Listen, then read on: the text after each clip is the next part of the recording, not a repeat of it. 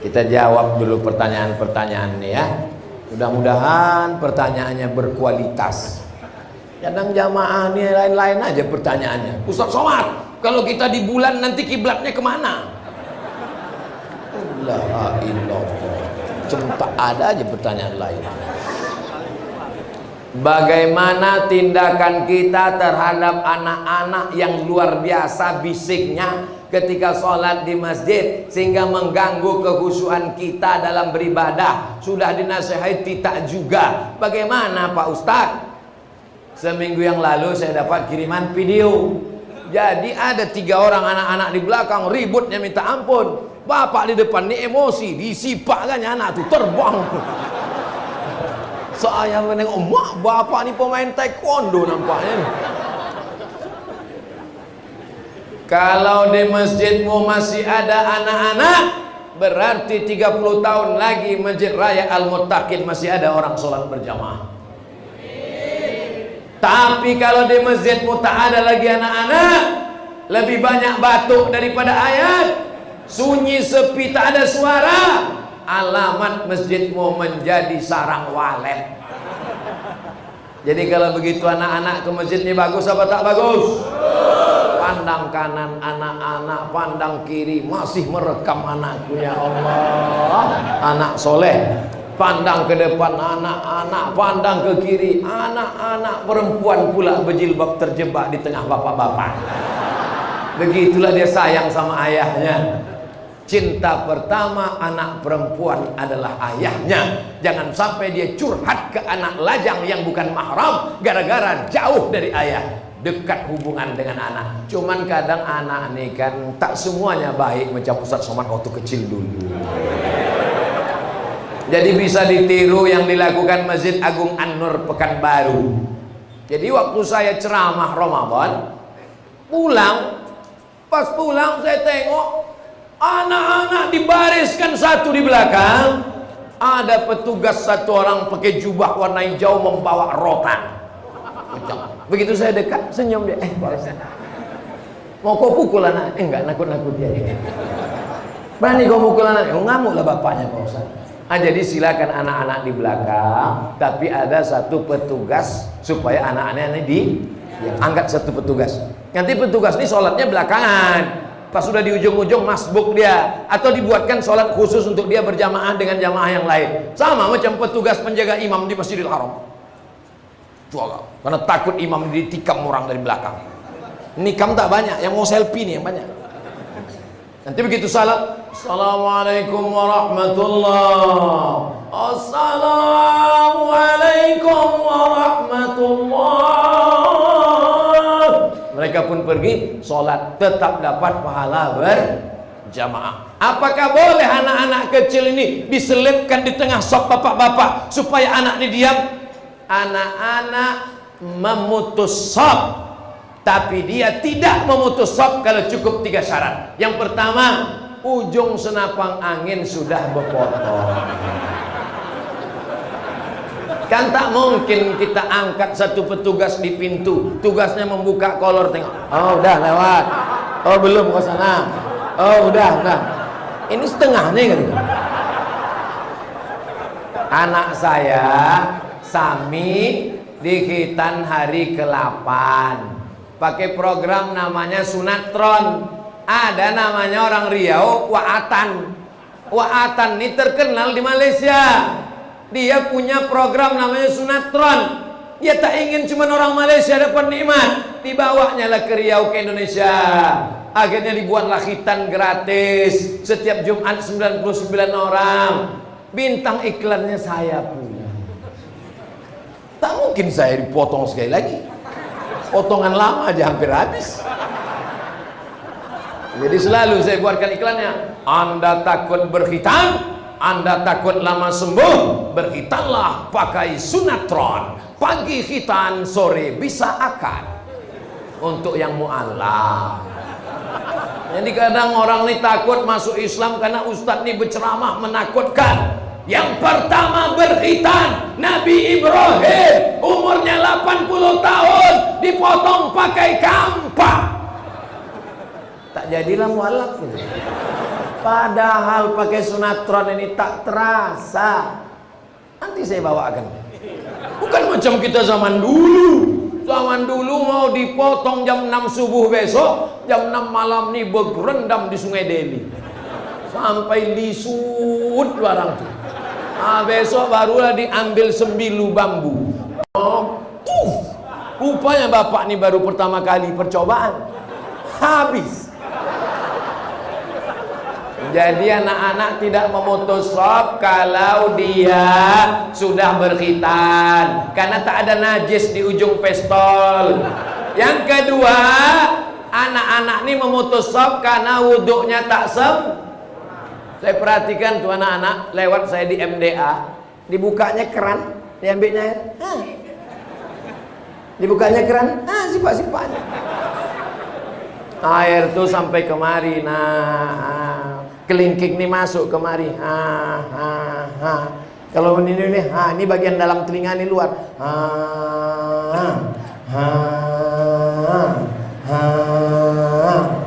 begitu. Ini sekarang udah ambil. Yang ketiga, anak ini tidak memutus shop kalau dia tahu rukun syarat sholat. Sebab kalau dia tak tahu rukun syarat, wajib, sunat, makruh, kaifiat sholat, bisa memutus shop. Itulah maka jalan keluarnya kata Syekh Atiyah Saqar, anak-anak dikhawatirkan 3, maka dibuatkan satu shop khusus di belah. Fungsi anak dibuat di belakang menjadi batas antara laki-laki dewasa dengan perempuan Karena kalau tak ada anak-anak pembatasnya, langsung berjumpa sop belakang dengan ibu-ibu di belakang. Pas pula yang sop belakangnya anak-anak muda, di belakangnya anak gadis, lain bunyi aminnya. Ghairil maghdubi alaihim waladdallin. Amin.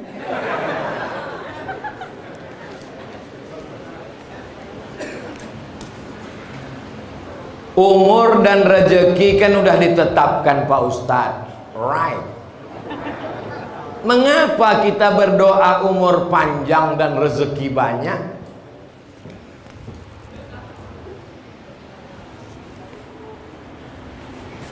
Air minum Ainikua 600 ml.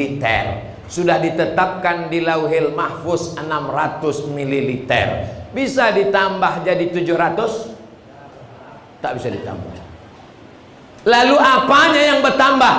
Barokahnya.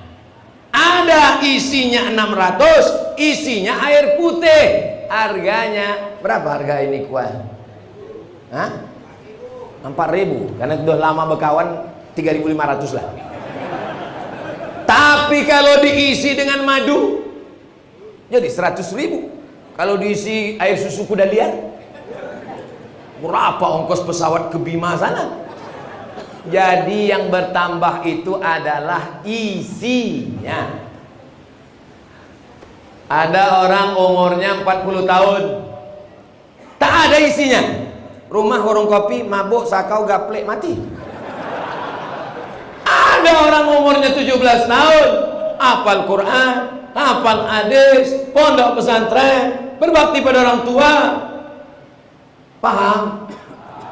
Itu jawaban Abdul Somad akal-akalan? Bukan.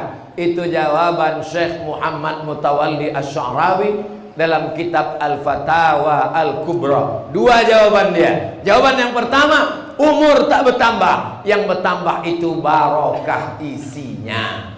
Yang kedua, memang bisa bertambah. Kenapa? La yaruddul qada illa du'a. Tidak ada yang bisa merubah takdir kecuali doa. Lalu kemudian apa lagi dalilnya? Yam'ullahu ma yasha wa yusbit. Allah maha kuasa untuk menghapus takdir, Allah maha kuasa untuk membiarkan takdir. Wa indahu ummul kitab. Karena yang punya lauhul mahfuz itu Allah. Innama amruhu idza arada syai'an ayaqula lahu kun. Jadi kalau orang paham Ahlussunnah wal Jamaah, dia tetap berdoa. Ini banyak orang sekarang tak mau berdoa. Assalamualaikum warahmatullahi wabarakatuh. Assalamualaikum warahmatullahi wabarakatuh. Pas ditanya, kau kenapa tak berdoa? Semua sudah ditetapkan Allah. Nanti kalau ada laki ibu macam itu, ibu jangan marah, diam aja. Abang tak pergi kerja, semua sudah ditetapkan Allah. Pas jam 1 dia nanya, "Dek, mana makan siang kita?" Jawablah, semua udah ditetapkan Allah, Bang. Mesti ada usaha, ikhtiar dan doa. Ini untuk saya semua pisang satu tandan ini. Satu sisir pisang ini untuk saya, betul? Tapi bisa tak dia masuk ke mulut kalau tak ada usaha, ikhtiar dan doa? Mesti dibuka plastiknya, dibuka kulitnya, baru dibaca Bismillah, masuk baru dikunyah. Setelah itu yummy. Jelas? Kalau ada orang mengatakan ceramah Ustaz Somad itu tak jelas, dua gendangnya. Mikrofon itu tak jelas atau telinga dia poka. Seorang suami melarang istrinya mengurus orang tuanya, menantu celako yang sudah tua renta, dengan alasan surga di bawah tapak kaki suami. Yang salah siapa? Yang salah mertua karena salah cari menantu. Idza ja'akum man tardawna dinahu, kalau kau nikahkan anakmu dengan orang yang paham agama, wa khuluquhu, baik akhlaknya, fazawwijuhu, nikahkan anakmu dengan dua orang sifat. Pertama paham agama, yang kedua baik akhlak. Ini sekarang kalau datang meminang anaknya taman pesantren, kampungan. Kalau datang minang anaknya SH, terima. Kalau datang meminang anaknya SA, ahlan wa sahlan. Kalau datang menerima anaknya orang berduit kaya, welcome. Kalau datang meminang anaknya SAG, sarjana alam gaib. Dia tak tahu bahwa dia akan tua, dia tidak punya jabatan, dia menjadi pengangguran, akan terbaring. Menantu yang SAG inilah yang akan membisikkan ke istrinya, jagalah ayah kau, jagalah emak kau, karena kau jumpa dengan aku sesudah kau umur 25. Dialah yang melahirkanmu, dialah yang membesarkanmu, dialah yang menyekolahkanmu. Kalau menantu tahu agama, takkan dibiarkannya mertuanya. Kalau emakmu sayang ke kau, itu biasa nak. Kalau emakmu sayang ke kamu, itu biasa nak. Tapi ada seorang perempuan mengandung anak gadis 9 bulan 10 hari, menyusukan anak 2 tahun, disekolahkannya. Setelah sekolah, diserahkannya ke kau dengan hanya seperangkat alat sholat dan kitab suci Al-Quran. Itulah mertua. Sekarang banyak perempuan ini mau dibodohi. Kau sudah jadi istriku, maka semua STNK, BPKB dan surat-surat tanah untuk aku, karena surgamu di bawah tapak kakiku. Ini pembodohan terhadap perempuan. Tapi kalau perempuan ini rajin pengajian, ikuti tausiah Buya Dr. Amhar Nasution, ikuti pengajian Buya Ustadz Zulfikar Hajar, insya Allah tahu dia hak-haknya. Sehingga kalau ada laki-laki berkata begitu, nanti kalau kau nikah dengan aku, surat tanahmu, surat semuanya, ANS PNS-mu, kau berada di bawah tapak kakiku, kau tak usah jadi sama kau pun jadi. Bunga bukan setangkai, kumbang bukan seekor, patah tumbuh hilang berganti, hilang satu tumbuh 1000. Pret. Nih anak-anak muda yang tak akan mungkin menyewakan calon-calon mertua. Betul? Ini anak yang bilang betul itu yang belum nikah aja. Ini anak udah 3, betul. Sedap berceramah di Masjid Al-Muttaqin. Padahal saya ini dari pagi tadi tausiah di perumahan Mandala. Habis itu dengan Pak Gubernur di gedung apa tadi, bulat macam bola, Serbaguna. Inilah terakhir malam. Bayangan saya tadi, ini nampaknya tak semangat lagi ceramah.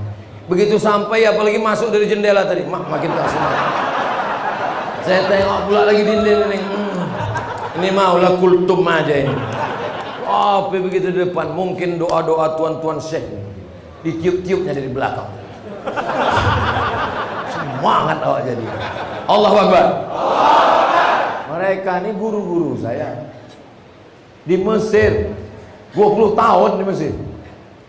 Semua masyayikh belajar talaki kitab mereka. Tapi Abdul Somad datang sebaya anak-anaknya, mau mereka datang. Di tempat lain mana mau Ustaz? Siapa yang ceramah nanti? Abdul Somad. Masya Allah, doakan guru-guru kita panjang umur sehat badan. Saya doakan juga. Kan pula orang ini aja kalian doakan.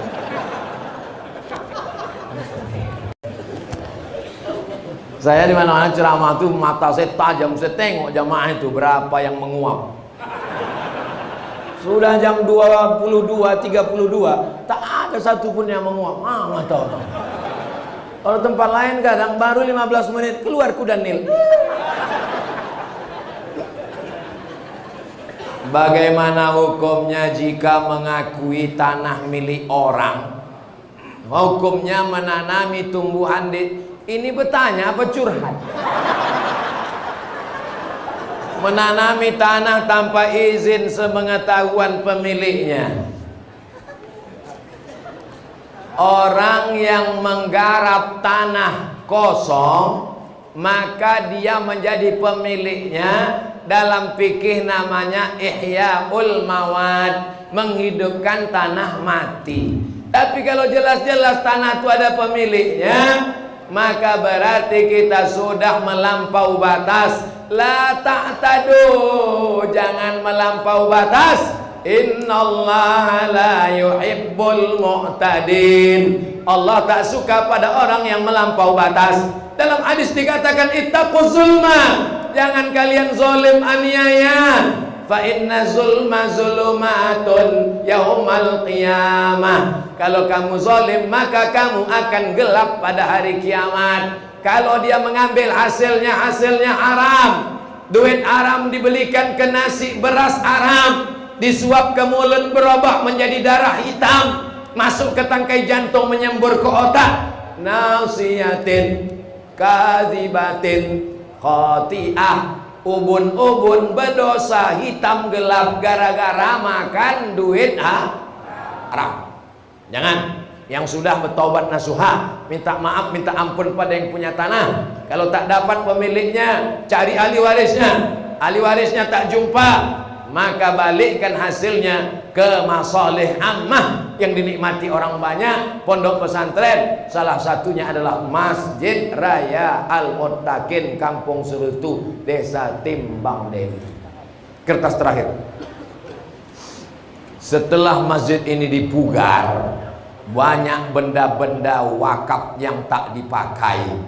Ada yang berpendapat benda tersebut ditanam saja, dan ada yang berpendapat benda tersebut dijual, kemudian uangnya dimanfaatkan kembali. Pertanyaannya, pendapat manakah yang paling tepat dan benar? Kalau dia batu, semen yang tak bisa dipakai, maka ditanam untuk menimbun lantai teras supaya tinggi ke atas. Karena yang namanya wakaf tidak boleh habis. Aku wakafkan lilin ini, bisa? Tak bisa, karena lilin kalau dibakar habis. Wakaf tak boleh habis. Kalau habis itu namanya infak. Kalau tidak habis namanya wakaf. Kalau habis namanya infak. Kalau sodakoh, sodakoh itu umum, senyum pun sodakoh. Makanya jangan buat kotak sodakoh, nanti orang nengok kotak itu senyum aja. Jelas? Jadi yang bisa ditanam, yang tak bisa dijual, ditanam di lantai masjid ini. Tapi seng, kalau dipakai nanti 2 tahun bocor, tanya siapa yang bisa beli. Duit hasil penjualannya itu dibelikan lagi ke barang yang tak habis. Semen, ada orang kampung Serutu ini mengunyah semen? Mana ada? Jelas. Jadi jawaban tadi bahwa ada yang ditanam, ada yang dijual hasilnya. Jangan hasilnya untuk biaya operasional listrik, tak boleh. Mesti kekal, itu namanya wakaf. Karena wakaf tak boleh habis. 2. Setelah benda yang diwakafkan itu tak terpakai, apakah pahala dari wakaf tersebut terputus kepada si pewakaf? Masjid Nabawi direnovasi oleh Utsman bin Affan radhiyallahu an. Lalu kemudian muncul sahabat, bagaimana dengan tiang kurma yang kami wakaf dulu? Bagaimana dengan atap pelepah kurma yang tak terpakai? Komplain mereka. Keluarlah hadis yang diingat oleh Utsman, man bana masjidan banallahu mithlahu baitan fil jannah. Siapa yang sudah membangun masjid, maka sudah dibangunkan Allah satu tempat di surga. Pahala tetap mengalir sampai hari kiamat. Booking tempat di surga sampai innamal a'malu bin.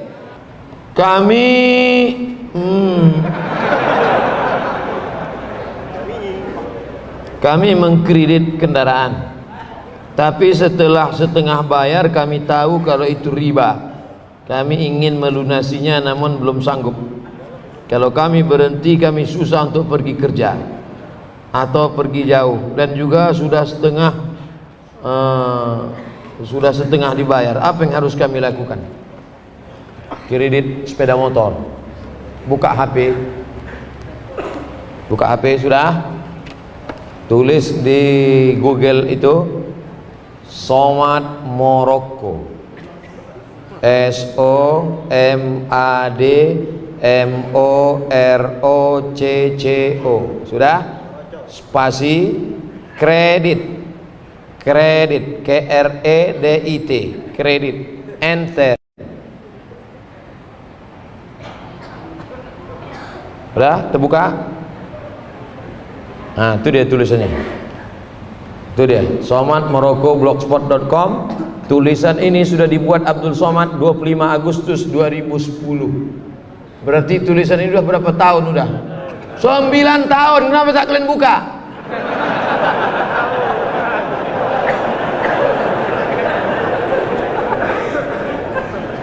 Nih, sudah 9 tahun yang lalu sudah saya tulis. Ini 9 tahun yang lalu sudah saya tulis tentang kredit ini, bahwa kalau uang dengan barang boleh. Kredit motor itu uang dengan uang apa uang dengan barang? Uang dengan barang boleh. Ini uang, ini barang boleh. Yang tak boleh itu uang dengan uang. Baca. Tolong nanti ini share. Sekarang juga share. Share ke grup-grup. Cara nge-share-nya ini ku ajarkan. Dah, yang di atas itu kan ada titik 3 paku 3 itu. Nah, share, masukkan ke grup-grup, masukkan ke grup. Nah, itulah enaknya kalian ngaji kalau sama ustadz cerdas. Dah, nanti sampai pulang ke rumah di print. Nah, ini bisa di print. Nah, di atas tuh print, print. Tempelkan ke dinding-dinding masjid. Nah, cuma hindari jangan sampai bayarnya terlambat, nanti kena denda. Uang dengan barang tidak riba, uang dengan uang baru riba, emas dengan emas riba, uang dengan uang riba Pak Ustaz, riba. Lalu kita ke Makkah itu bawa rupiah membeli ringgit, bawa rupiah beli dolar, bawa rupiah beli rial, kenapa tak riba? Yadan biyadin, cash. Kalau cash ini 1 juta beli 300 rial, sah karena tidak kredit. Tapi kalau ini aku beli, aku bayar 2-3 hari lagi, tak boleh karena harga berubah. Nah, ini tentang masalah kredit barang. Jelas? Ustadz, ketika tilawatil Quran dan sholawat sering jamaah saut-sautan Allah di akhir bacaan itu, apa hukumnya Pak Ustadz? A'udzubillahi minasyaitonir rajim. Allah. Bismillahirrahmanirrahim. Allah. Inna a'tainakal kautsar. Masya Allah, Masya Allah. Aku sangka surat apa tadi? Itu adalah ungkapan kekaguman. Nah, itu diisi duitnya, kalian pura-pura tak nampak. Itu adalah ungkapan kekaguman. Sama kita macam menonton bola, terus menengok Messi main, wow. Harus menengok McLaren, amazing. Kan tak mungkin kita dengar orang baca Quran, A'udzubillahi minasyaitonir rajim, amazing. Sesuaikanlah. Allah, Masya Allah, Tabarakallah. Coba tengok kalau Syekh Nu'ainak mengaji Taib, Taib, Taib. Taib artinya bagus, bagus. Bukan Taib artinya tak pulang-pulang. Itu adalah ekspresi kekaguman. Dalam sholat fardu yang baca amin setelah surat Al-Fatihah, baca amin terlebih dulu imam, baru makmum, atau berbaringan Pak Ustaz? Idza ammanal imamu fa'aminu. Siapa dulu? Idza ammanal imamu fa'aminu. Kalau imam mau mengucapkan amin, baru kau ikut. Ghairil maghdubi alaihim waladdallin.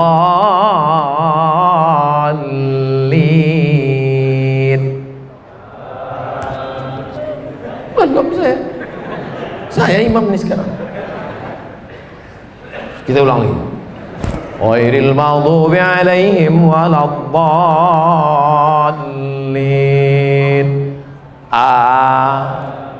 Sudah terdengar bunyi imam tuh baru. Ini banyak ini imam makmum ini sekarang main salib aja. Ghairil maghdubi alaihim waladdallin. Bunyi hadisnya idza ammanal imam, kalau imam mengucapkan amin, fa aminu, maka makmum ikut. Kuat-kuat bacanya. Karena setan paling takut, paling benci orang kafir, paling takut, paling benci mendengar amin. Amin. Kabulkan ya Allah. Tuati amin. Ini banyak orang amin. Kok kenapa tak kuat? Alah, kalian aja lah, aku malas. Mana bisa gitu? Ikutlah kita. Ghairil maghdubi alaihim waladdallin. Amin. Ada pula satu makmum, ghairil maghdubi alaihim waladdallin. Bapak. Kok kau bilang bapak tadi? Rupanya dia masuk Islam, baru mu'alaf, nama mertuanya Amin. Segan dia nyebut Amin, bilangnya bapak. Apabila anak laki-laki bernazar jadi imam sholat jenazah bapaknya, tapi anak ada di Batam, ayahnya di Medan. Apabila orang tua meninggal dan anak terkendala perjalanan pulang, bagaimana bila nazar anak itu tak dapat dilaksanakan? Makanya sebelum bernazar pikir dulu. Oh, Ustadz menganggap kami orang Batam tak ada duit ya? Bukan masalah duit, bro. Saya tak jadi ke Anambas itu apakah karena duit? Kenapa? Asap. Iya, kalau bapak mau meninggal bulan April. Kalau bulan-bulan jerebu nih, bulan-bulan asap ini, nah, makanya aku pesankan sama kalian kalau mau meninggal jangan musim asap. Tanya dulu sama orang yang bakar tuh, kapan kalian bakar? Oleh sebab itu maka nazar ini pikirkan baik-baik. Kadang orang ini enak aja mengumbar janji sebelum berbuat. Ustadz, kalau lulus anak saya PNS nanti saya bernazar mau membuatkan satu WC untuk Masjid Bukit Indah. Begitu anaknya lulus, jangankan WC, batu bata pun tak ingat. Nah, bagaimana kalau tidak bisa dilaksanakan? Fakafaratuhu it'amu 'asharati masakin. Cara menebus nazar sama macam menebus sumpah. 1. Kasih makan 10 fakir miskin, atau kiswatuhum 10 pakaian, au tahriru raqabah, membebaskan budak hamba sahaya. Ini cara Islam menghapuskan hamba sahaya. Kalau engkau mau menghapuskan hamba sahaya, salah satunya adalah dengan cara menebus kafarat sumpah dan nazar. Kasih makan 10 fakir miskin, tak sanggup Pak Ustadz. Kasih 10 pakaian, tak sanggup juga Pak Ustadz. Bebaskan budak hamba saya, budak-budak Melayu yang ada Pak Ustadz. Budak hamba saya tak ada lagi Pak Ustadz. Yang terakhir, faman lam yajid, siapa yang tak sanggup, fasiyamu salasati ayyam, puasa 3 hari. Puasa 3 hari. Jangan bebankan diri yang kita tidak mampu. Karena tak mampu, maka Kalau mau nazar yang kira-kira mampu. Saya nanti kalau begini saya akan puasa sunat. Nah, itu bagus. Ustadz, saya mau tanya, di awal ceramah Ustadz mengatakan orang meninggal tidak baik, orang meninggal lama untuk dikuburkan. Bagaimana menurut Ustadz orang meninggal, seorang tokoh rakyat meninggalnya malam tapi dikuburkan esok siangnya, banyak proses upacaranya Pak Ustadz. Kalau aku baik, maka kalian menjumpakan aku dengan amal. Tapi kalau aku tak baik, maka kalian sudah melepaskan beban dari pundakmu. Aku Abdul Somad. Kalau aku mati, aku baik, cepat-cepat kalian kebumikan, itu mempercepat aku berjumpa dengan amalku. Tapi kalau aku tak baik, maka kalian cepat-cepat menghilangkan beban dari pundak. Makanya orang meninggal itu lebih cepat, lebih baik, lebih cepat, lebih baik kuburkan. Bagaimana ini dengan tokoh masyarakat, dengan itu, dengan ini?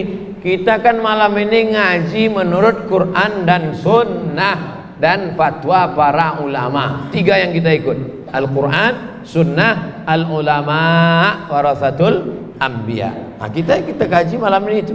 Kita bukan ikut tokoh fulan, tokoh ini, tokoh fulan, tokoh adat, tokoh masyarakat, tokoh besi, tokoh kelontong. Apa hukumnya alat musik Islami dan musik Islami? Macam mana alat musik Islami? Ini gitar yang buncitnya ke dalam Islami gitu. Kalau gitarnya rata, ini gitar kafir gitu. Mana ada alat musik Islami? Suling tak ada. Ini suling syariah, ini suling konvensional. Mana ada? Tak ada alat musik Islami. Pokoknya al-ghina mithlul kalam. Musik lagu itu macam cakap. Kalau isinya baik, ya baik. Tapi kalau isinya tak baik, maka haram. Isinya baik. Rasul menyuruh kita menyantuni anak yatim. Bagus apa tak bagus? Bagus. Maka baik religi, mengingatkan pada mati. Nah, tapi kalau sudah mengajak pada bunuh diri, ngajak berzina, maka haram. Nauzubillah. Bagaimana cara masuk Universitas Al-Azhar Kairo Mesir Pak Ustadz? Hafal Quran 3 juz, bahasa Arab, kursus dari sekarang, nanti 100 soal bahasa Arab. Setelah itu pula tesnya nanti sekitar bulan Juni, tapi pengumumannya bulan Mei sudah ada. Gimana cara mencarinya Pak Ustadz? Buka HP lagi. Dah, tulis di Google itu beasiswa Al-Azhar Kairo, beasiswa Al-Azhar. Inilah payahnya masyarakat, tinggal nulis ini pun tak tahu dia. Ini syarat beasiswa Al-Azhar Kairo, beasiswa santri Al-Azhar Kairo, beasiswa. Makanya belilah paket pendaftaran beasiswa. HP itu tak perlu mahal, yang penting cepat dia searchnya.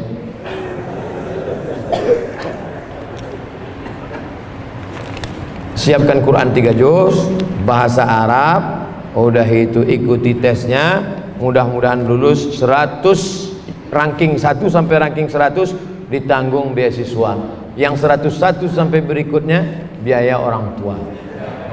Tapi nanti bapak hanya tahun pertama itu aja ngirim duit. Biaya hidup di Mesir murah, $100 itu udah makan enak. $100 di tempat kita 1.400.000, baru uang kosnya aja. Di Mesir $100 udah makan cukup semua.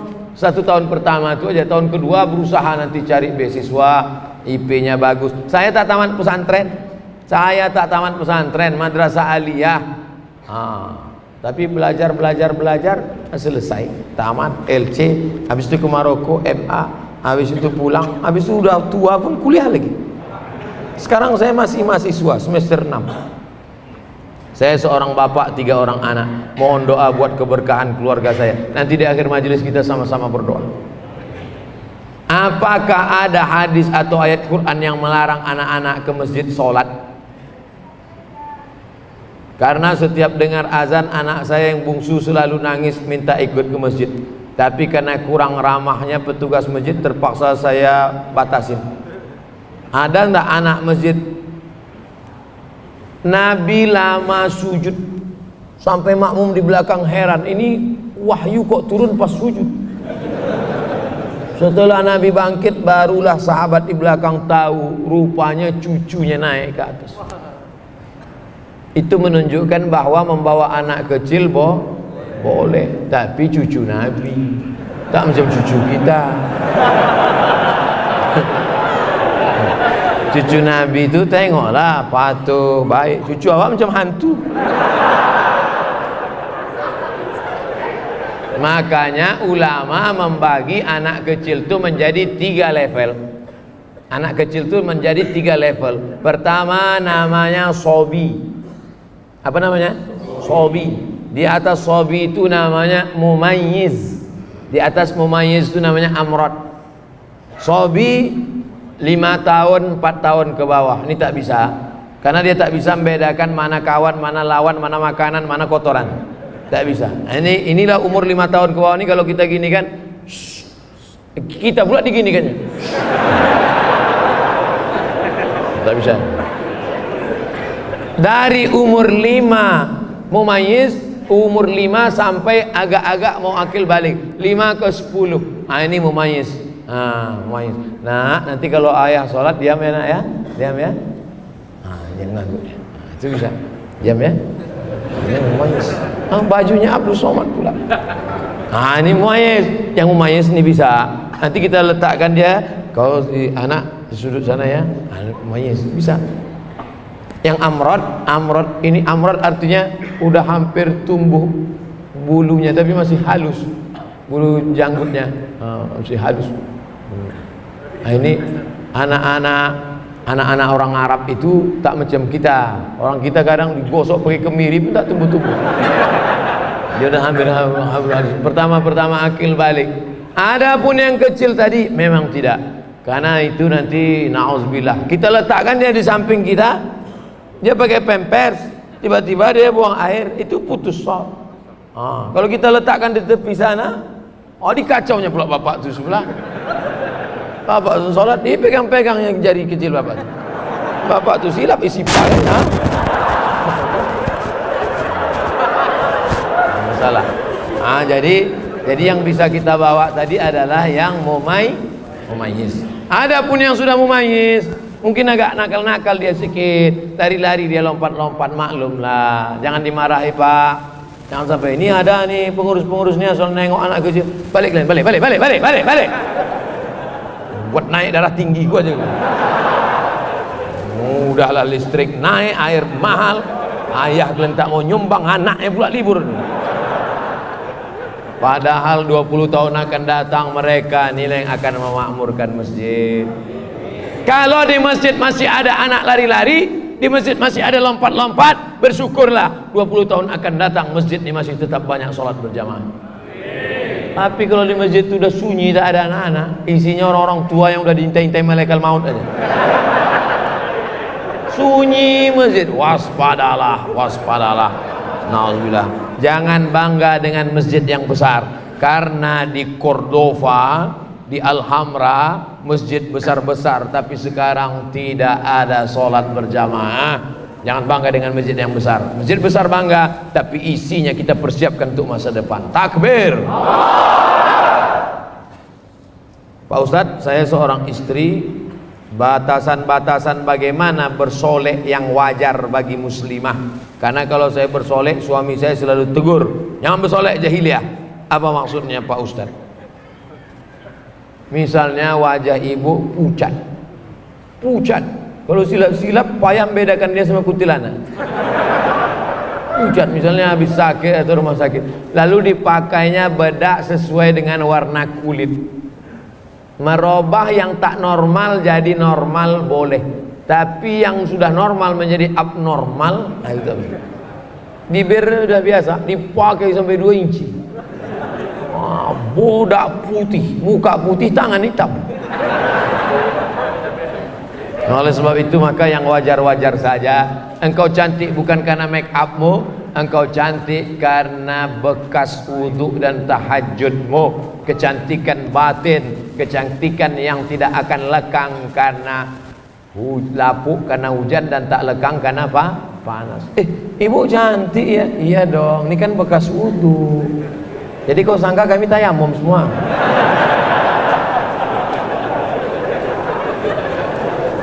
Jangan bersolek-solek jahiliyah, karena sebenarnya orang yang bersolek itu adalah dimainkan setan. Wala udillannahum, kusesatkan mereka, wala umanniyannahum, kubuat mereka berangan-angan, berhalusinasi, berimajinasi. Aku yang paling cantik, aku yang paling mancung, aku yang paling putih, aku yang paling, padahal orang nengok biasa aja. Berhalusinasi, berimajinasi dengan pikirannya. Oleh sebab itu maka perempuan lebih baik menutup wajahnya pakai cadar. Tapi kalau tak sanggup pakai cadar, pakai hijab, wajahnya biasa-biasa saja. Bagaimana kalau saya selalu takut akan kematian, takut karena amal ibadah belum banyak, takut anak-anak putus sekolah atau terlantar? Manusiawi. Takut mati karena amal belum banyak, maka perbanyak amal. Takut nanti kalau mati anak belum belajar agama, maka bawa anak masukkan pesantren. Positif. Tapi kalau takut sampai stres depresi, itu berarti diganggu jin. Alladzi waswisu fi. Kalau sudah kena itu obatnya adalah ruqyah. Ruqyah sendiri tak bisa Pak Ustaz, tak bisa. Kadang kita pun diganggu setan tak kuat, minta ruqyah sama orang yang kuat, datang ke ruqyah syariah, ustaz-ustaz kita yang imannya kuat, yang zahir batinnya kuat. Saya punya 3 orang anak perempuan, yang 2 orang sedang menuntut ilmu di pesantren setingkat SMA, hadiah berarti.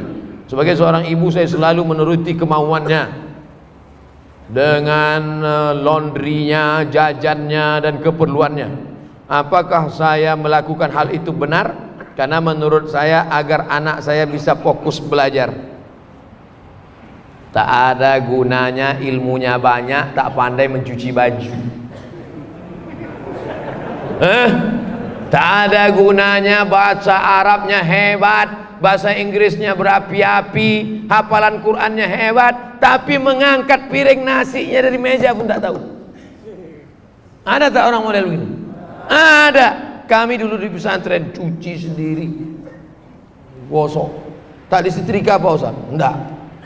Kok tak kusut? Tak kami peras, cuci gantung.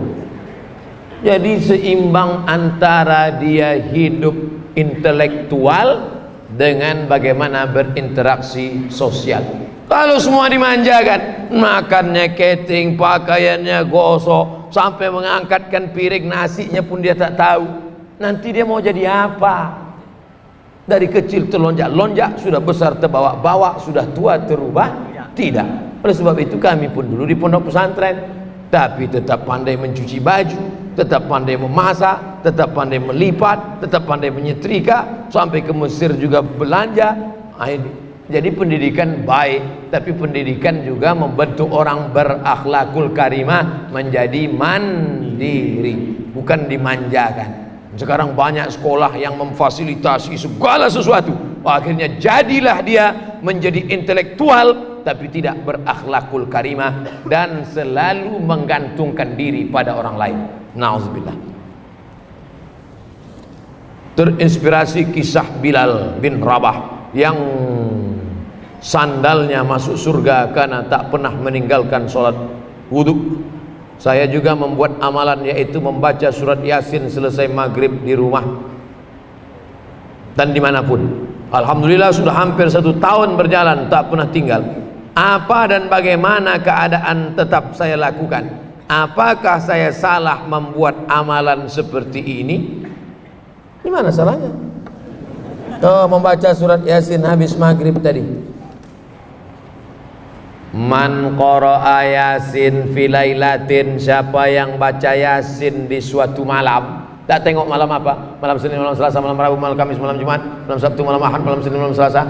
Siapa yang baca Yasin pada suatu malam, asbaha maghfuran lah, subuh besok dia sudah diampunkan Allah. Kira-kira amalan ini ada nggak dalilnya? Saya ulang sekali lagi. Memang kalau terlalu lama dengar ceramah ini payah nangkap memang. Kita ulang sekali lagi, oke? Bisa agak konsen sedikit? Tarik nafas, hembuskan. Nah, pertanyaannya gini. Saya selalu membaca Yasin selesai maghrib di rumah dan dimanapun berada. Sudah setahun tiap malam baca Yasin. Benarkah amalan saya? Kata dia. Sekarang saya jawab. Man qara'a Yasin fi lailatin, siapa yang baca Yasin pada suatu malam, asbaha maghfuran lah, besok subuh dosanya sudah diampunkan Allah. Apakah amalannya ini ada dalilnya? Bilanglah dari tadi.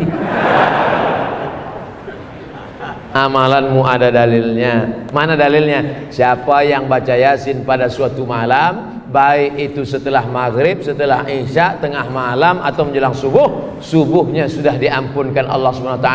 Hadisnya ini sahih apa tak sahih Pak Ustaz? Isnaduhu jayyid, sanadnya jayyid.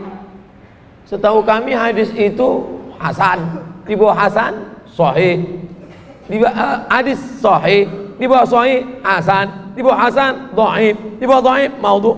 Isnaduhu jayyid, sanadnya jayyid. Jayyid ini apa? Antara hasan dan sahih. Di atas hasan, di bawah sahih. Namanya jayyid, bisa diamalkan. Yang ngomong gini siapa? Imam Abul Fida Ismail Ibnu Katsir dalam tafsir Al-Qur'anil Azim, dalam pembahasan muqaddimah surat Yasin. Baca tafsir Ibnu Katsir. Bapak Ibu yang punya duit, pergi ke toko buku, beli tafsir Ibnu Katsir. Yang sudah beli, alhamdulillah. Nanti anak kita sudah mati, dibukanya lemari, ditengoknya, alhamdulillah ada tafsir Ibnu Katsir, walaupun masih bungkus plastik. Itulah amal kita malam ini, alhamdulillah. Teringat saya jadi disebar kotak sedekah untuk ini. Udah. Oh, rupanya jamaah di Masjid Bukit Indah Sukajadi tidak bersedekah melalui kotak, tapi langsung transfer banking. Wow. Memang generasi milenial ini luar biasa. Assalamualaikum Pak Ketua. Waalaikumsalam. Saya kemarin nggak ngisi, nggak apa-apa, langsung transfer banking. Laporannya sudah berapa? 20.000. Rupanya 20.000 dolar Singapura. Ya Allah, tabarakallah. Ada bendera Singapura berkibar. Saudaraku yang dimuliakan Allah SWT, mudah-mudahan amal kita malam ini diterima Allah SWT. Ala hadhihi niyah. Hadirilah i'tikaf malam terakhir Isnin malam 4 Juli bersama Ustaz Haji Abdul Somad LCMA di Masjid Al-Falah Darul Muntaqim Jalan Sumatera. Sahur disediakan pengurus masjid. Wassalam. Malam terakhir, i'tikaf malam terakhir. Apakah puasa saya sah jika saya tidak berniat karena saya telat bangun? Saya bangun setelah sholat subuh. Kalau dari isya tadi dia tak berniat, tak ada niat sama sekali. Niat itu di mana Pak Ustaz? Niat itu di sini. Bukan sakit aja di situ. Niat itu di sini. Yang penting ada dia niat, walaupun tak diucapkan di mulut, itu sudah niat.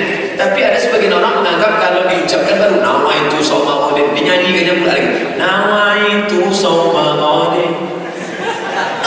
Apalah terjadi? Niat di dalam. Kalau diucapkannya di mulut, itu untuk menolak was-was. Menurut mazhab Maliki, mazhab Hanafi, melafazkan niat itu bid'ah. Tapi menurut mazhab Syafi'i dan mazhab Hambali, melafazkan niat itu hukumnya mustahab, dianjurkan. Bagi orang yang was-was, boleh dia takut khawatir. Nawaitu shauma ghadin an adai. Nah, yakinkan. Memang saya memang tak ada niat sama sekali Pak Ustaz. Sampai azan subuh tak ada niat, maka tak sah puasa, batal. Tapi katanya boleh jam 8 pagi berniat puasa sunat. Nabi bangun pagi, ditengoknya tak ada makanan. Aisyah, tak ada makanan. Tak, kita tak ada soib. Kalau begitu aku puasa. Boleh berniat jam 9 pagi dengan syarat dari subuh memang tak ada makanan. Jangan lontong sayur udah masuk di bulan puasa. Ini tentang niat puasa. Begini Ustaz, saya akan buang air besar. Jadi saat saya mau mengeluarkan ternyata keras. Saya paksa untuk keluar, ternyata maaf cakap, air sperma saya keluar. Sedangkan saya berpuasa. Apakah puasa saya batal? Namun puasa tetap saya lanjutkan. Sperma yang keluar bukan karena syahwat, karena sakit, karena makanan yang tadi malam dimakan, entah makanan apa namanya menyebabkan, atau karena tenaga yang terlalu. Itu orang yang mati bunuh diri, itu spermanya keluar, bukan karena hawa nafsu. atau karena dia tertidur mimpi, maka puasanya tidak batal. Yang batal itu adalah sengaja memang niatnya mengeluarkan sperma dan untuk kenikmatan. Bagaimana dengan yang disuruh dokter mengeluarkan sperma? Batal juga karena ada unsur kesengajaan. Dia kan mau mengeluarkan buang air besar, tahu-tahu keluar air yang lain. Itu kan tidak ada niat, maka puasanya sah, tidak batal. Seorang dalilnya mana? Seorang sahabat, dia buang air kecil, tiba-tiba maaf cakap keluar sperma. Ditanyakan kepada sahabat yang lain, kata dia mesti mandi. Kata sahabat ini, kamu tadi maaf cakap waktu sperma itu keluar, ada tak merasakan talazzuz, kenikmatan? Tak ada, karena saya memang tidak niat untuk menyalurkan nafsu birahi saya. Maka kamu tidak mandi karena tidak ada kenikmatan. Orang mimpi dia merasakan kenikmatan, tapi tidak dia sengaja. Maka orang yang mimpi basah di siang Ramadan pun puasanya tetap sah. Cara menambahkan rakaat ganjil dari rakaat ganjil witir menjadi genap, apakah pas imam salam langsung tegak atau selesaikan salam dahulu baru takbir yang baru? Niatnya masih niat tarawih. Kalau witirnya 3 rakaat, gimana caranya Pak Ustaz? Selesai sholat tarawih, ikut witir sama imam 3 rakaat. Ikut witir sama imam 3 rakaat. Setelah selesai tidur. Pas nanti malam mau tahajud, dia mau ikut lagi witir. Bagaimana caranya? Sholat 1 rakaat dengan niat menyempurnakan witir yang 3 tadi. Saya sholat 1 rakaat untuk menyempurnakan witir yang 3 tadi, maka witirnya yang 3 berubah menjadi 4. Nanti di akhir tahajud dia tambah witir lagi 3, maka witir dia malam itu menjadi 7. Begitu caranya. Boleh tak imamnya 3 dia 4? Mana bisa? Ju'ilal imam liyutamma bihi. Imam itu diangkat untuk diikuti. Tak boleh lainnya. Imam niat salat witir 3, dia salat di belakang.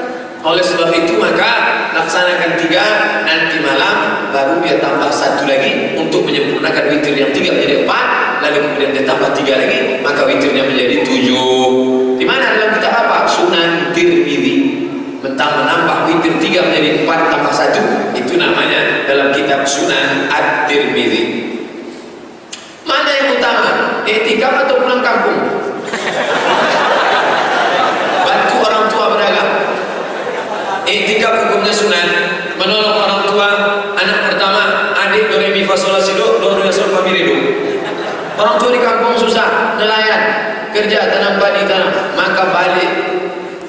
Prioritas amal. Amal sangat penting, kurang penting, tidak penting. Skala prioritas pertama, laksanakan amal yang sangat penting. Bantu orang tua, menyekolahkan adik-adik, apalagi Ramadan berbuat besar. InsyaAllah nanti setelah besar dewasa berhasil, Allah kasih amal yang lebih utama, yang kaya raya, nanti barulah dia bisa i'tikaf. Jangan berkecil hati. Allah tak adil, kenapa aku dikasihnya orang tua yang susah, kawan gua orang tuanya kaya raya? Keadilan tidak ditangkap banyak sedikitnya, tapi pada istiqomahnya. Niat baik, innamal a'malu binniyat wa innamal likulli imri'in ma nawa. Gimana kalau salah niat tarawih berbeda dengan imam? Gimana ceritanya salahnya? Imam tarawih dia tarawih. Kalau salah antara hati dengan mulut, hatinya zuhur, mulutnya asar, sholli fardhu masjid. Allah. Mana yang dipakai? Mulut apa hati? Yang dipakai yang di hati. Mulut tak dipakai. Jadi kalau mulut mengatakan sholli sunatul witri, padahal hatinya tarawih maka hati yang dipakai, mulut tak dipakai. Begitu dalam kitab fikih 4 mazhab Syekh Abu Bakar Al-Jazairi, Al-Fiqhu Al-Madzahibil Arba'ah, tentang pembahasan masalah niat. Ada yang bilang zakat boleh tidak menunggu nisab. Saya mau mengamalkan, gaji saya 3 juta per bulan, kebutuhan 1,5 juta, jadi 2,5% dikeluarkan 3 juta. Gaji yang 3 juta belum kena nisab. 3 juta, 6 kali 12 42 juta 500. 42 juta 500 bagi 12 3,6. 3 belum kena. Oke lah, mungkin tambah lain dapat 6. Kapan dikeluarkan? Keluarkan ketika dapat langsung 2,5%. Nanti setelah setahun tidak perlu dikeluarkan lagi karena sudah dikeluarkan duluan. Kalau yang menunggu haul 1 tahun harus dikeluarkan dari uang yang tersimpan atau total seluruh? Di total semuanya dalam keadaan kotor, bruto, bukan neto. Jangan potong itu, potong ini, hutang itu. Orang sekarang tak ada yang tak hutang. Mobil hutang, rumah hutang. Yang tak hutang bininya saja. Itu pun kalau boleh utang juga ini. Aku terima dengan laras perangkat asal kitab suci Al-Quran. Kredit. Krisis kepemimpinan Riau. Kenapa ulama belum turun tangan? Karena dari calon yang masuk belum ada yang ulama-ulama Islam. Mohon Ustaz dan ulama mau turun juga di politik Riau saat ini. Pemimpin Riau udah KPK semua. Kota Pekanbaru juga sekarang kotor sampah. Orang yang pandai ceramah belum tentu bisa jadi wali kota. Ini mesti perhatikan baik-baik. Ada pekerjaan orang yang diam, bercakap tak pandai, tapi manajemennya mantap. Maka dudukkanlah pada orang yang menguasai bidangnya. Idza ussidal amru ila ghairi ahli. Kalau diserahkan satu perkara bukan pada orang yang ahlinya, fantazir sangat, tunggulah kehancuran. Oleh sebab itu umat Islam mesti cerdas politik. Kita cari orang yang Islam, yang agamis, yang religius, yang peduli kepada umat, mengedepankan agama dan masjid. Tapi juga penting, jangan asal ambil ustaz. Asal ustaz pandai ceramah bisa jadi wali kota, bisa jadi gubernur, belum tentu bisa. Ini mesti dipahami dengan baik. Pak Ustaz, sebelum tanya jawab nanti, oh ini kertas lain nih.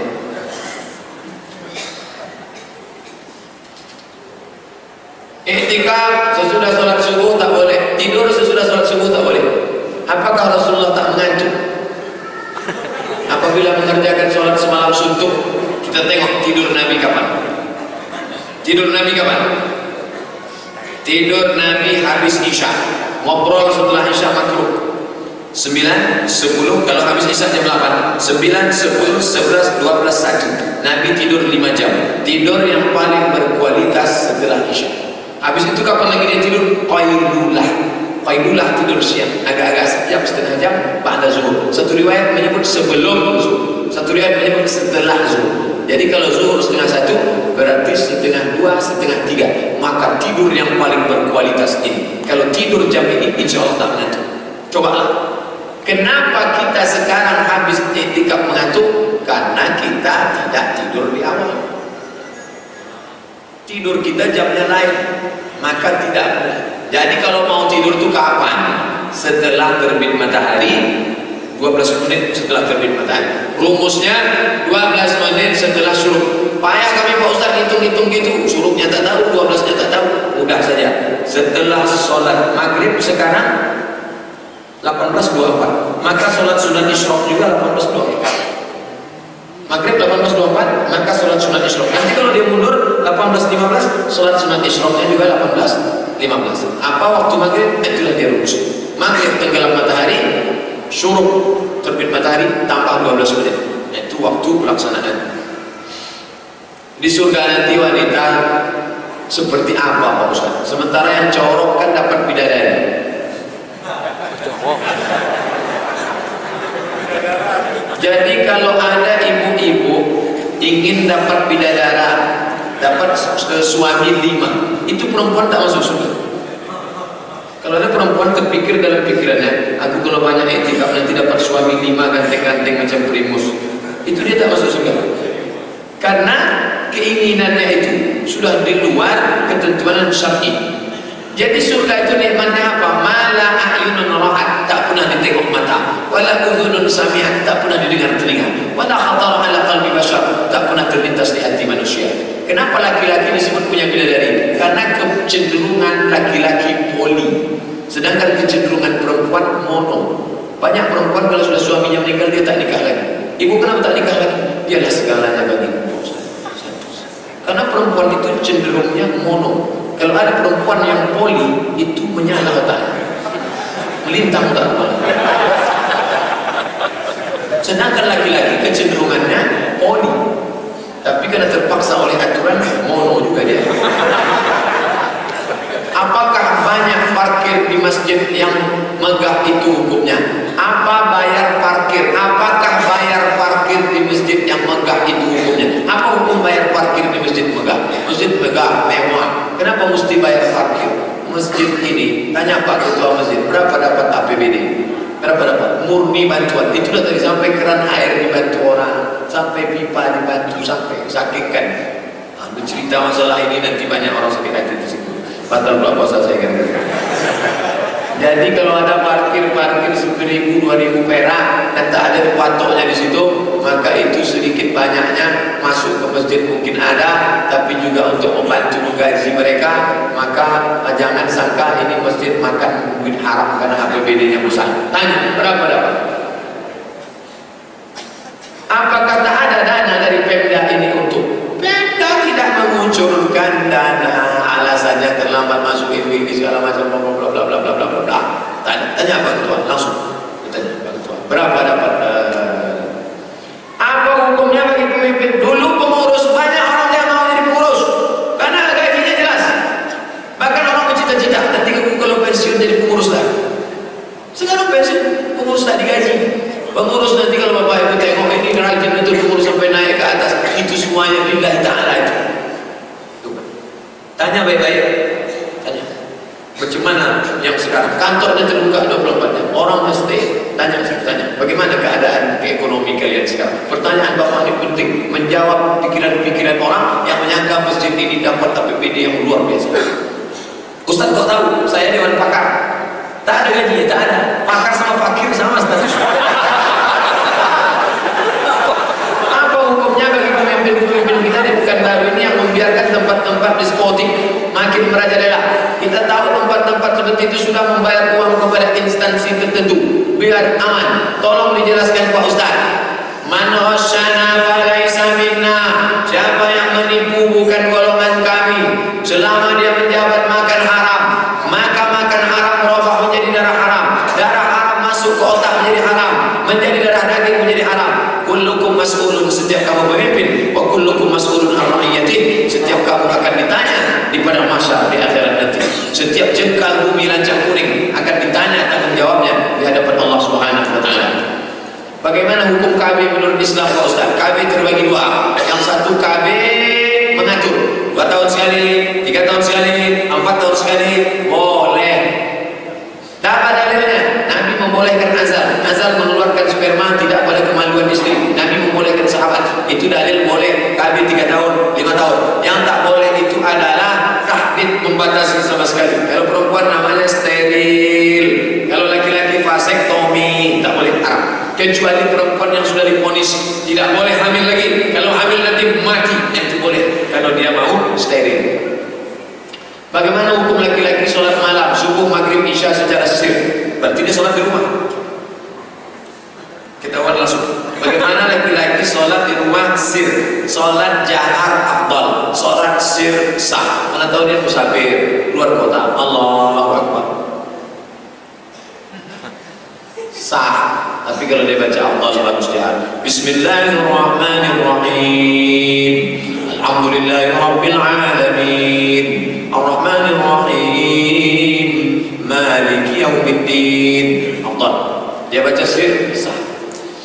Bagaimana hukum membagi harta warisan tidak berdasarkan hukum Islam? Wa man lam yakum bima Allah fa ulaika humul kafirun, kafir. Wa man lam yakum bima Allah fa ulaika humul fasiqun, fasik. Wa man lam yakum bima Allah fa ulaika humul zalimun, zalim.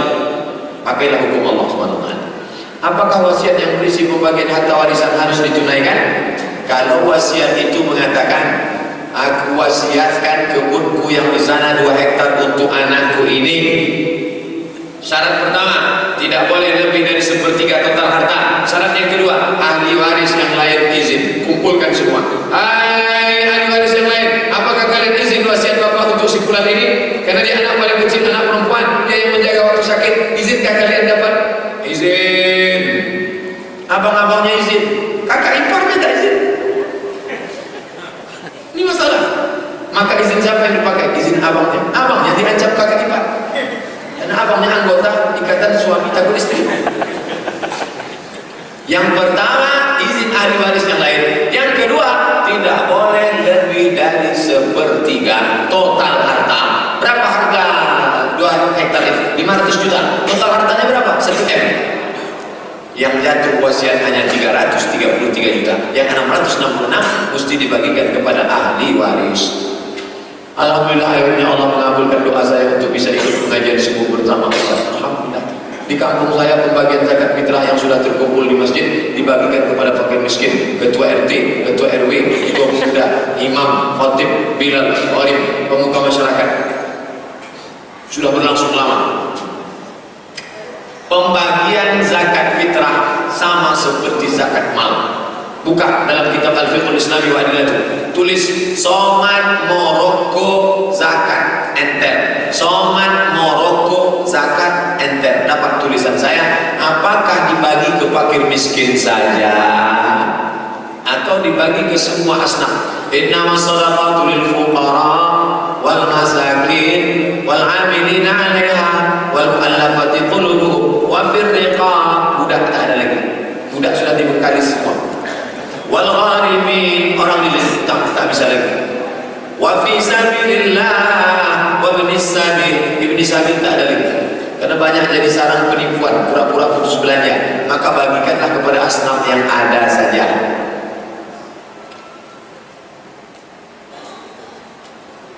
Fakir miskin, oke, RT RW maksudnya mana? RT RW jangan terima, makan haram itu. Tak ada RT RW pasti sabilillah. Tak masuk RT. Ketua pemuda, kenapa bisa dia dapat? Imam sama khatib, bilal, gharib, mungkin masuk ke fisabilillah. Bisa masuk fisabilillah. Tapi RT RW ketua pemuda, Ustaz pernah tak dikasih orang zakat? Pernah. Kasih saya zakat, topal. Saya bawa pulang ke rumah. Begitu saya tengok amplopnya, zakat untuk Ustaz Abdul Somad. Tentu kalau saya cari dalilnya, tak saya buka. Karena kalau saya buka, nanti saya carikan dalilnya. Tapi tengok tebalnya 5 juta. Kalau 5 juta. Saya tengok, tanya ke Ustaz Samsudin Muir, Komisi Fatwa MUI Provinsi. Assalamualaikum Ustaz. Ya, saya Abdul Somad. Dapat amplop. Masukkah saya fisabilillah? Tidak. Kata Ustaz Samsudin, kau tak masuk fisabilillah. Dia panggil kau aja karena saya adik kelasnya. Kau tak dapat fisabilillah, kau tak pernah dapat gaji dari UIN. Tak fisabilillah. Saya balikkan lagi, Bu, mohon maaf Bu, ini amplop yang ibu kasih kemarin. Tak apa-apa Ustaz, bukan masalah tak apa-apa. Ini saya tak berhak, kata Ustaz Samsudin. Kenapa Ustaz tanya Ustaz lain? Kalau saya tanya saya, tentu halal. Balik. Jangan tersinggung ibu, jangan sakit hati. Ini bukan hak saya. Begitu kata ulama kita. Jadi kalau terkait sama orang lain, saya berpendapat. Tapi kalau terkait diri sendiri, kita tak objektif, tanya Ustaz lain. Tapi Ustaz Samsudin tak pernah nanya ke saya. Kelas saya serius. Di daerah Indramayu banyak sekali organ tunggal, orkes dangdut yang sudah jelas penyanyinya pakaiannya vulgar. Kemudian ada sahabat saya menikah dengan laki-laki yang kerjanya syuting. Berdua-duaan dangdut tersebut dan dijadikan CD. Saya bilang sahabat saya bahwa suaminya suruh cari kerja lain karena mungkin hasil kerjanya kok haram. Tapi sang suami menjawab, ya saya halal, saya kerja capek dan saya tak ada tinggalkan sholat walaupun saya rekam biduan itu. Lalu bagaimana menurut Ustaz? Ini orang tidak meninggalkan fahsya wal munkar. Dia sholat, nengok penyanyi pakai rok pendek. Dia sholat, menengok aurat perempuan. Dia sholat, merekamkan, mengalir dosa jariahnya. CD ditonton orang berzina gara-gara nonton CD, naik hawa nafsunya, dia dapat kontribusi. Maka berhentilah, cari rezeki yang halal. Allahumma aghnina bihalalika an haramik. Cukupkan kami dengan yang halal sehingga kami tak mencari yang haram. Berhenti, cari yang halal. Pak Ustaz, bolehkah mengeluarkan zakat dari hasil gaji per bulan buat membayar jatah listrik di masjid? Masjid boleh tak dapat zakat? Boleh. Masuknya ke mana? Fisabilillah. Siapa yang berpendapat begitu Pak Ustaz? Imam Fakhruddin Ar-Razi dalam tafsir Mafatih Al-Ghaib, tafsir Al-Kabir, kata dia, semua jalan yang mengagungkan agama Allah itu masuk fisabilillah. Tapi katanya sabilillah perang aja Pak Ustaz. Hanafi, Maliki, Syafi'i, Hambali, fisabilillah itu katanya perang. Tapi menurut Imam Fakhruddin Ar-Razi, semua jalan mengagungkan agama Allah itu masuk fisabilillah. Mahasiswa Malaysia, zaman saya kuliah di Mesir, 5.000 mahasiswa Malaysia itu mendapat zakat dari kerajaan. Encik, ya, ada dapat duit ke dari kerajaan? Ada. Berapa setahun? 6.000 ringgit kali 3.000 perak, 18 juta dapat dari kerajaan. setahun 4 tahun 18 juta kali 4 tahun dapat zakat. Masuk mana itu mahasiswa? Fisabilillah, karena dia belajar agama, pulang menegakkan agama Allah. Ustaz, seperak haram dapat. Abdul Somad kuliah di Mesir 4 tahun murni dari Universitas Al-Azhar. Kalau mau berhutang budi sama Al-Azhar, makanya waktu menengok Mesir kacau balau meleleh air mata saya. Itulah yang menyekolahkan saya 4 tahun sampai tiket saya pulang ke Al-Azhar, asrama, makan minum saya Al-Azhar. Dari mana tuh? Wakaf Mesir. Pak Ustaz, saya melakukan nikah siri. Mantap. Untuk menghindari perbuatan haram. Karena kalau izin istri pertama tak dikasih. Tapi setiap minta jatah nafkah jawabannya tak lazim. Dan bilang aku kasih musaadah aja gitu. Kalau bolehkah saya memaksa minta musaadah yang selayaknya banyak? Maaf Pak Ustaz, saya jadikan pertanyaan tadi karena posisi saya sebagai pekerja dan tinggal satu rumah. Dan dia janji musaadah sampai mati. Musaadah maksudnya bantuan pertolongan. Pernikahan itu tidak hanya hubungan biologis. Pernikahan itu adalah waja'ala bainakum mawaddatan wa rahmah. Mawaddah fisik, warahmah non fisik. Maka mungkin perempuan ini bisa memberikan rahmah, tapi mawaddah tak bisa. Maka dia bilang, bang, kalau abang mau membutuhkan mawaddah, aku tak bisa ya. Warahmah bisa. Abang carilah yang lain. Ini kutuliskan. Saya istri pertama menyetujui materi 6.000, sahkan pengadilan. Cuman siapa yang sanggup? Sedangkan riwayat perempuan bersandar ke pokok pisang waktu suaminya bilang nikahlah bang, kering batang pisang saya. Ini bukan hadis sahih, hadis palsu. Kering batang pisang, hilang air pisang saking dia. Tak bisa, jarang-jarang. Tapi ada Pak Ustaz. Itu di internet ada 4 bini sekaligus 3. Itu ada sanggup dia menikahkan. Bahkan ada tulis buku. Istri meminangkan aku. Jarang-jarang bisa. Tapi kalau istri bapak bisa, silakan. Tapi kalau dia tak bisa, jangan dipaksa. Karena dia menjadi teraniaya, stres dia. Jadi bagaimana solusinya Pak Ustaz? Apakah laki-laki yang mau menikah itu mesti izin istri pertama menurut fikih atau menurut negara? Menurut fikih tidak ada kewajiban suami untuk menikah minta izin istri pertama. Tapi karena kita tinggal di NKRI, maka di sini diatur dalam KHI, Kompilasi Hukum Indonesia. Pak Kua tidak akan berani menikahkan laki-laki untuk yang kedua kali kalau tidak ada surat izin dari istri pertama yang disahkan oleh pengadilan agama. Kantornya Paritedah terus ke belakang MTQ, Purna MTQ sebelah kiri. Kalau mau nanti saya antar.